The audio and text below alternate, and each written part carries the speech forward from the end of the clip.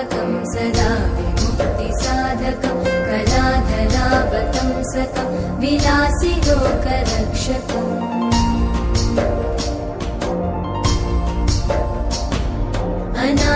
अनायकैकनायकं विनाशिते भदैत्यकं नताशुभाशुनाशकं नमामि तं विनायकम्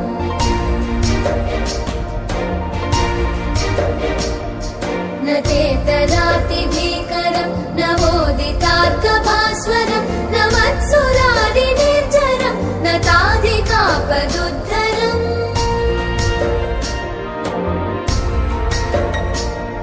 सुरेश्वरं निधीश्वरं गजेश्वरं गणेश्वरं महेश्वरं तमाश्रये परात्परं निरन्तरम्